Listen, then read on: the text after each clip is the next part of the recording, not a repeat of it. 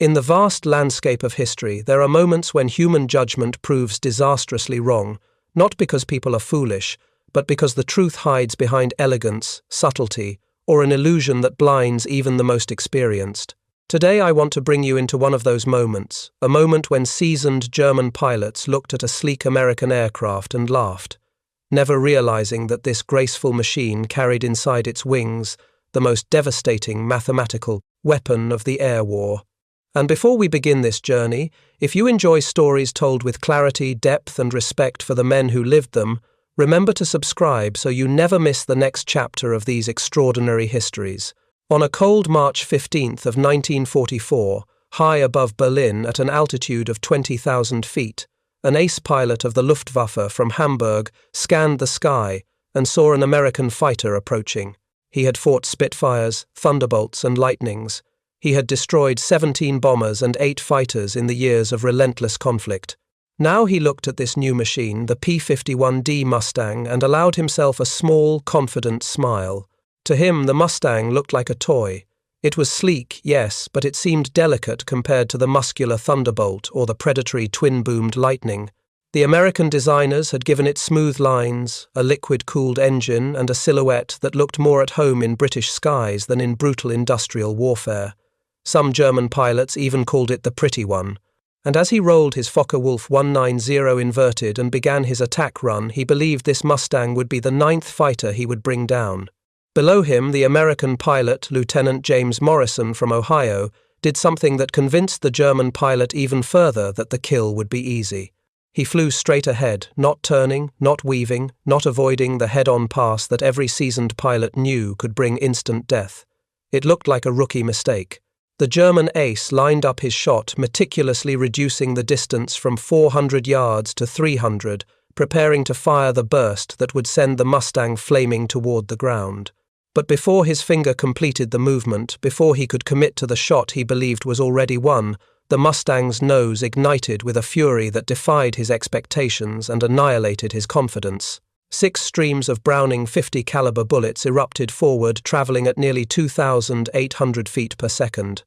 Those 6 streams did not form a pattern of bullets. They formed a living wall of metal, a converging cone of destruction that reduced the Focke-Wulf not merely to wreckage but to confetti scattered over the German countryside. The pilot from Hamburg never had a chance to know what hit him. Lieutenant Morrison felt almost nothing through the control stick. He had fired for only 2.5 seconds, releasing 200 rounds, but his Mustang still carried another 1,680 ready for the next encounter. The Germans had made a catastrophic miscalculation. They had judged the Mustang by its beauty rather than by its purpose. And hidden inside the elegant wings of the Mustang were 6 reasons why this aircraft would soon dominate the skies of Europe.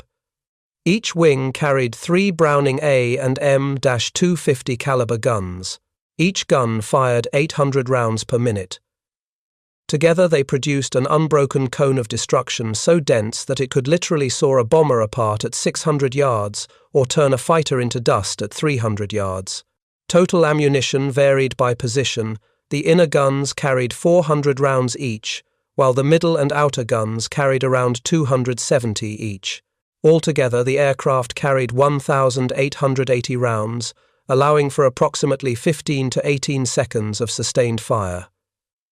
15 seconds does not sound like much, but in aerial combat, 15 seconds is the difference between life and death, chaos and control failure, and historical transformation. Lieutenant Colonel John Meyer of Pennsylvania understood this better than most. He had flown combat missions since 1943, beginning in the Thunderbolt, which was as tough as a brick wall but drank fuel so greedily that it could not escort bombers deep into Germany. The Mustang changed everything because it could go the distance and still fight when it got there. On April 8th of 1944, Meyer led his squadron 30 miles ahead of the bomber stream, abandoning the conventional tactic of waiting above the bombers.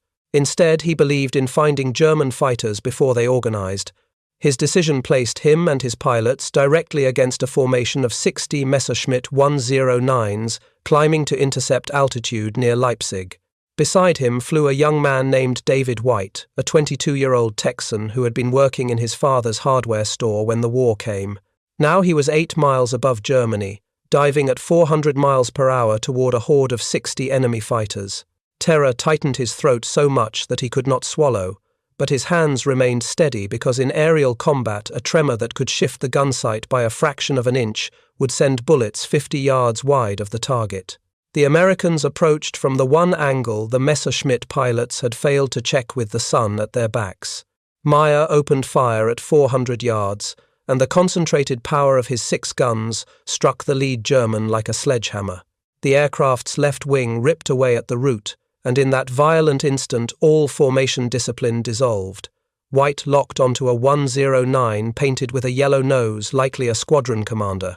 He fired a 3-second burst, releasing approximately 450 rounds. The German aircraft's engine block, a 70-pound mass of steel and aluminum, tore free. The fuselage folded, shattered, and spiraled downward.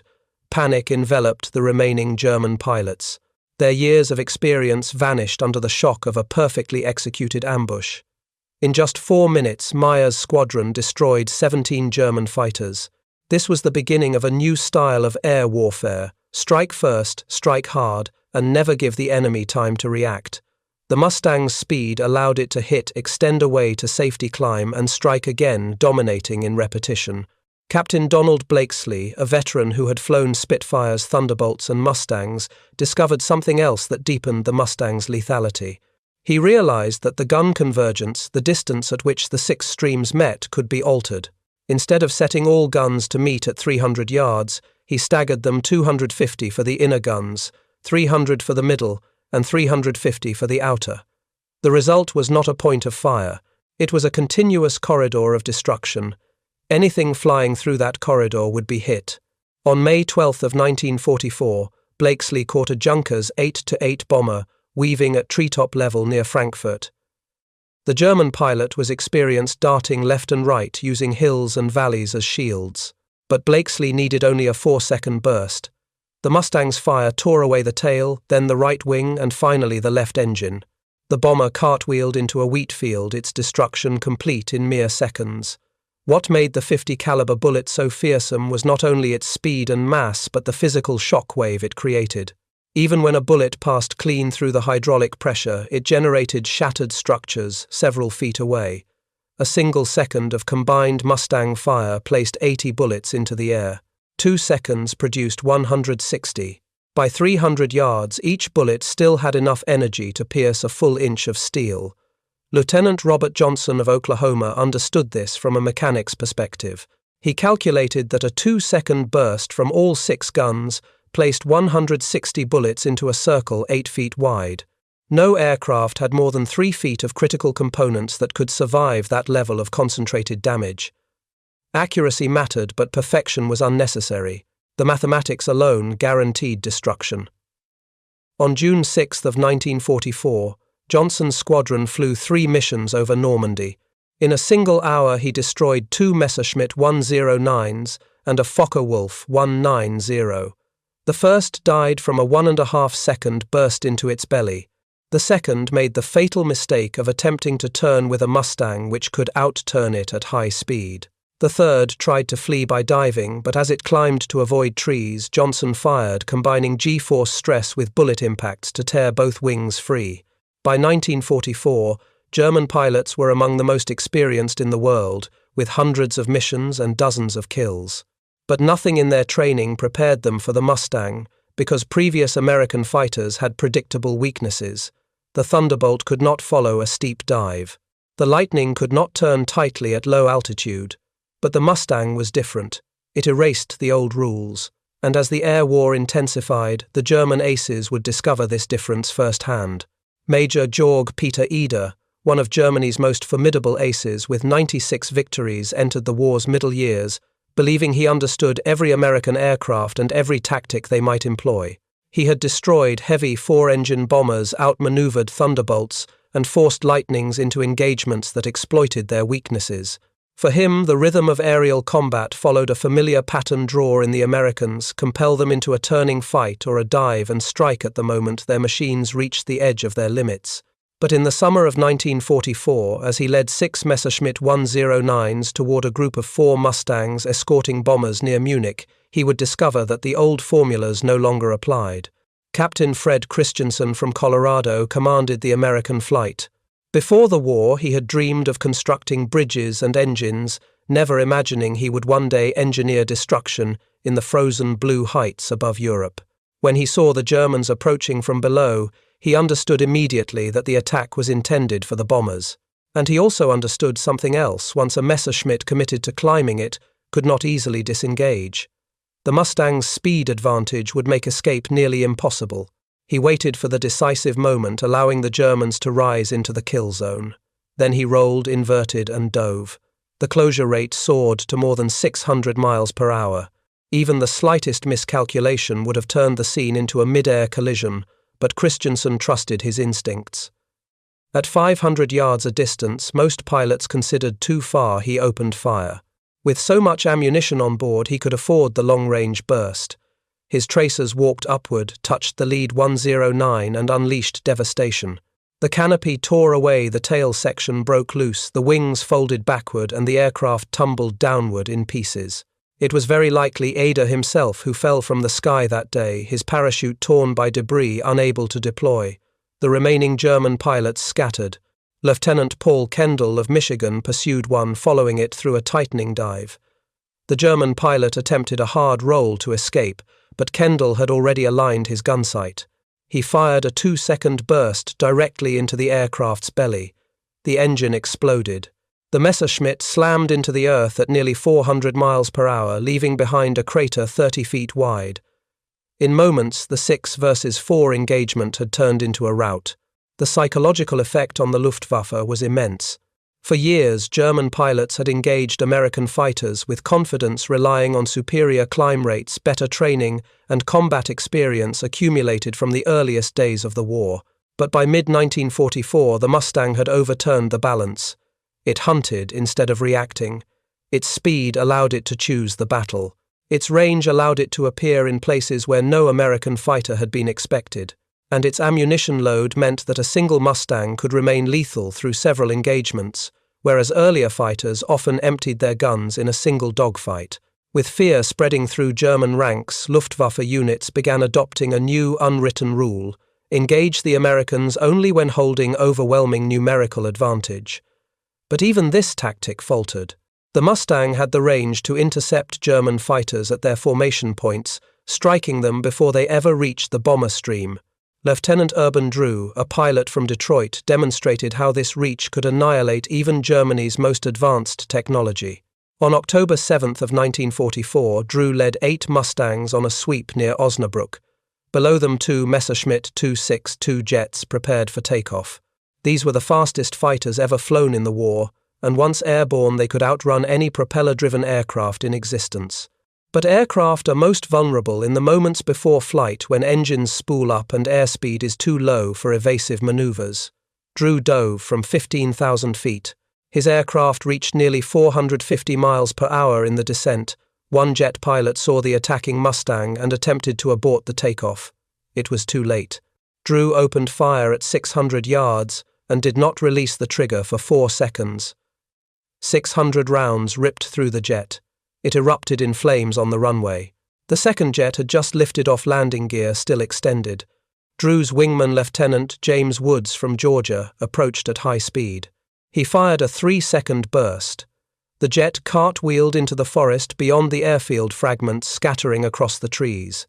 The destruction of 2 jets in less than 10 seconds sent shockwaves through German command, who realized that their revolutionary aircraft, once airborne, were deadly, but in the hands of determined Mustang pilots never guaranteed the sky.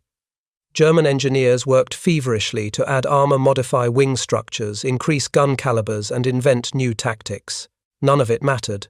The combination of Mustang's speed, pilot experience, and overwhelming firepower made it the apex predator of European skies.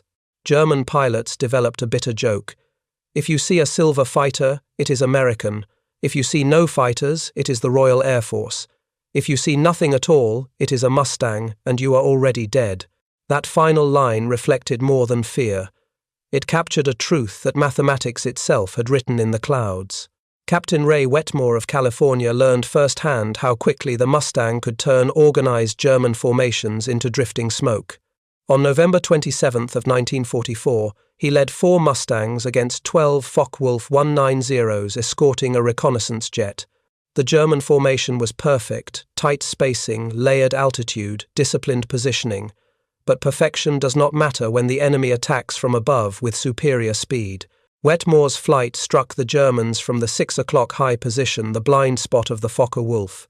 In 45 seconds, 8 German fighters were destroyed. Wetmore himself accounted for 3. His first victim never saw the attack. Wetmore fired a 2-second burst from 300 yards. The Focke-Wulf's tail separated entirely, the fuselage tumbling forward while the tail drifted down like a scrap of cloth. The second German, attempting a split-S maneuver, might have escaped a thunderbolt, which often compressed and lost control during steep dives. But the Mustang followed without difficulty. Wetmore fired a 1-second burst.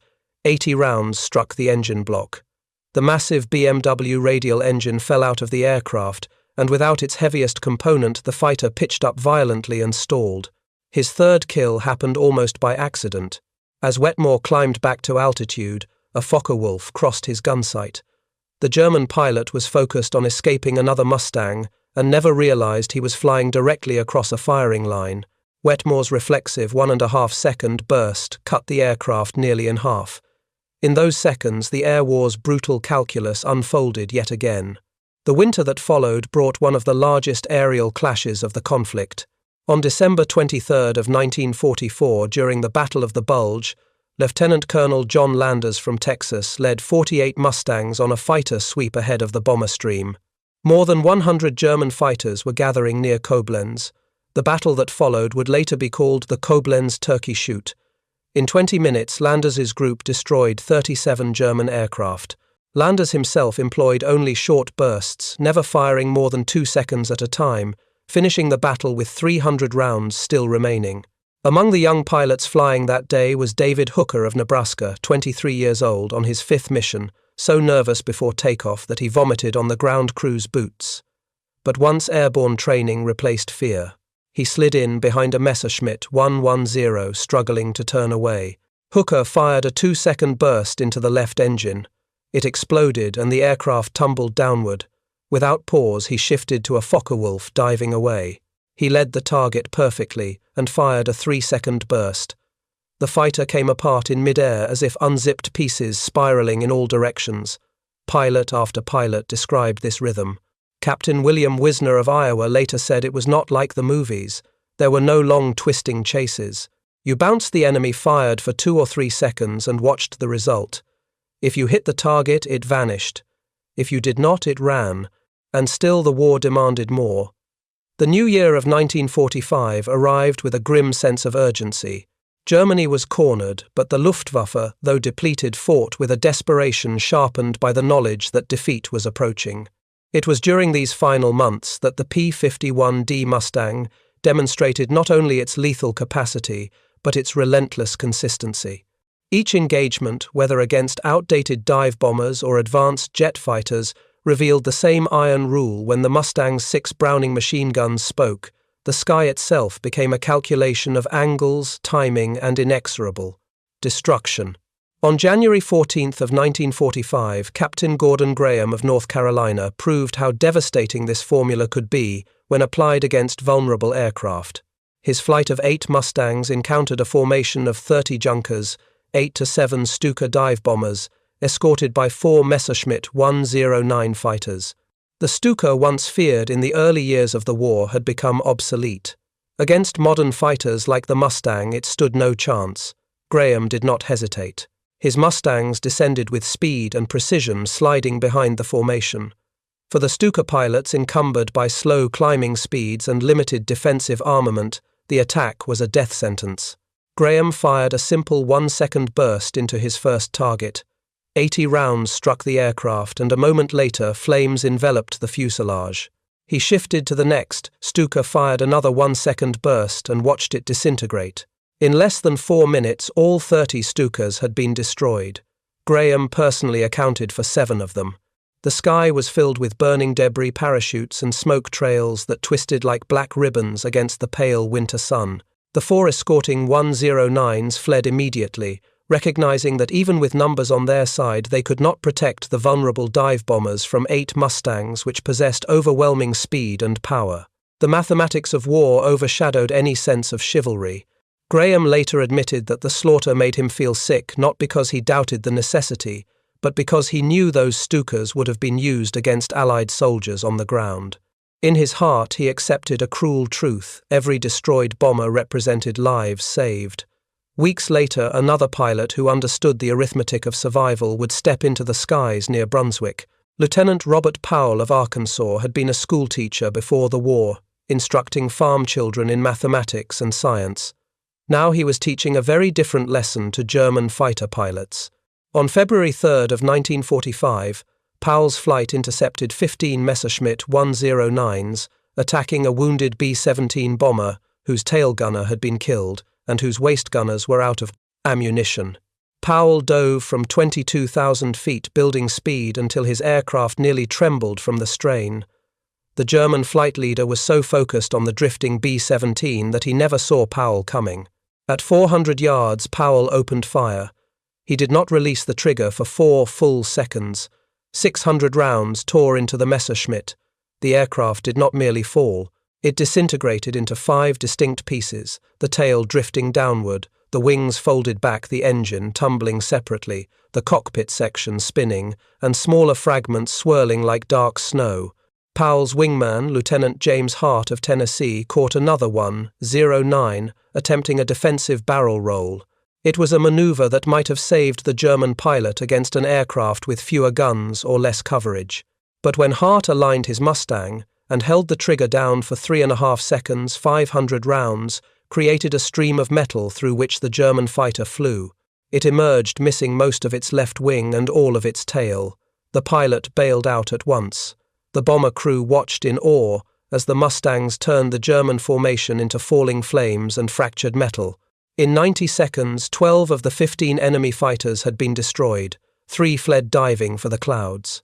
The B-17 limped toward Allied lines, saved not by precision dogfighting but by the overwhelming mechanical certainty of the Mustang's 6 guns. This pattern repeated itself in the final major sweep over Berlin. On March 2nd of 1945, Major James Howard from Minnesota led a patrol into the heart of German airspace. They encountered the remnants of Jägerschwader 7, Germany's first all-jet unit, flying the Messerschmitt 262. The aircraft carried heavy 30mm cannons capable of shredding a bomber in seconds. On paper, the 262 should have dominated any propeller-driven fighter. But reality is rarely governed by paper. Howard spotted a jet entering a climbing turn, a maneuver that bled away its crucial speed advantage. Understanding this vulnerability, he closed rapidly. The German pilot realized the mistake and attempted to dive away, but Howard had already opened fire. A 2-second burst sent 240 rounds tearing into the jet's right engine, which erupted in a fireball. The asymmetric thrust sent the aircraft spiraling uncontrollably. The German pilot initiated ejection, but his parachute tangled in the wreckage, sealing his fate. Another pilot, Lieutenant Charles Weaver of Pennsylvania, had a different experience that same day. Weaver had struggled through pilot training, failing twice, and returning only because the Air Force needed every capable man available. What he lacked in instinct, he made up for in mathematical precision. As a boy, he had hunted squirrels with a .22 caliber rifle, learning instinctively how to judge lead distance and trajectory. At 15,000 feet over Dessau, an Me-262 streaked past him with a closing speed nearly 200 miles per hour, greater than his own. Most pilots would have dismissed the shot as impossible. But Weaver trusted the numbers. He fired a 4-second burst into a patch of empty sky. 600 rounds formed a wall of metal suspended in space. The jet flew straight into it, and the effect was catastrophic. Impact after impact struck the jet in a sequence so rapid that it looked as if the aircraft had collided with a physical object. The nose separated, both engines exploded, and the wings folded backward. By April of 1945, the Luftwaffe was no longer fighting for victory but for the faint hope of survival. Pilots avoided combat whenever they could, knowing that the Mustang's speed and range allowed it to hunt them across vast distances. But avoidance was not always possible. Lieutenant William Bruce of Oregon demonstrated this during a chase of 12 Focke-Wulf 190s traveling at treetop height between Prague and Bavaria. Bruce and his flight of 4 Mustangs followed quietly for 20 miles, waiting for the moment the Germans would be forced to climb over a ridge. When that moment came, they attacked. The concentrated fire from 4 P-51Ds, 24 Browning guns firing simultaneously, produced a storm of metal so dense that 6 German fighters were destroyed in the first pass alone. Bruce personally accounted for 2 firing a total of 3 seconds. He then chased another into a valley where both aircraft pulled more than 6 Gs through sharp turns. The German pilot used every hill and tree line with expert skill, but at 200 yards, Bruce fired a 2-second burst. The stream of bullets sliced through the tail section like a saw blade. The fighter pitched upward, stalled and crashed against the mountainside. The final major air battle of the European War unfolded on April 16th near Regensburg. Lieutenant Wayne Beaulieu of Kansas led a patrol that encountered 4 Messerschmitt 109s attacking a reconnaissance P-38. The Lightning's left engine was burning, the right was failing, and the wounded pilot was desperately trying to reach friendly lines. Beaulieu dove at full throttle, reaching 450 miles per hour in a 60-degree dive. The lead German never saw him coming. Beaulieu fired a 1.5-second burst from 300 yards. The concentrated fire snapped the fuselage in half. The engine and forward section plunged downward while the tail and wings tumbled separately. Lieutenant Robert Dickerson of Texas destroyed another German fighter with a 2-second belly shot. The aircraft exploded into a sphere of flame. The remaining 2 Germans heard the unmistakable tearing thunder of 6 Browning guns and vanished into the clouds. The P-38 limped home its pilot, living another day because the Mustang's calculations were absolute. As the war approached its end, the numbers began to speak louder than any victory, speech, or propaganda broadcast. By the time the final German soldiers surrendered P-51D pilots had destroyed more than 5,000 enemy aircraft in air-to-air combat.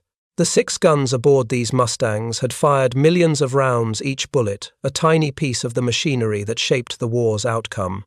But the story was not finished yet, because after the guns fell silent, the men who fired them had to return home and face the weight of what those few seconds of firing had meant. When the war in Europe collapsed at last beneath the weight of its own ruins, the P-51D Mustang stood not only as a machine of metal and mathematics, but as a vessel carrying home a generation of young men who had lived through the sharpest, fastest, and most merciless kind of combat ever faced by pilots. Victory had been achieved, but victory did not erase memory. The war ended, but the echoes of those 2-second bursts followed every pilot into the years of silence that came afterward. Major Theodore Chandler of Maryland flew his final mission on May 7th of 1945, the day before Germany surrendered. As he patrolled the skies over Czechoslovakia, 2 Focke-Wulf 190s, whose pilots perhaps had not heard the war was ending, or perhaps sought one last act of defiance, attacked his formation from above, using the sun for cover. Such a tactic had once been devastatingly effective, but the P-51D pilots had learned too much by then, and their eyes were trained for the slightest glint in the sunlight. Chandler's wingmen spotted the attackers, first calling the break. The Mustangs turned sharply into the assault, forcing the Germans to overshoot and surrender the advantage.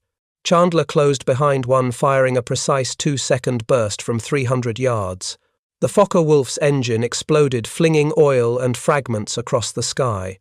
The pilot bailed out immediately. The second German attempted to flee at full power, diving toward the deck. Chandler followed him downward, patient in the pursuit. He waited until the German pilot had no choice but to pull up to avoid the earth. As the stress of the maneuver peaked, Chandler fired a 1.5-second burst and the wings tore free. The aircraft cartwheeled into a field below. By dawn the following day, the war in Europe was over. The Mustangs had won air superiority through a simple and violent arithmetic: more range, more speed, more ammunition, more control over the shape of every engagement. But behind the cold beauty of that mathematics were men, boys, really, whose lives began before the war in quiet towns, farms, and cities, and who now had to return to those places carrying memories inked in fire and metal. Captain Fred Christensen went back to Colorado and finished his engineering degree.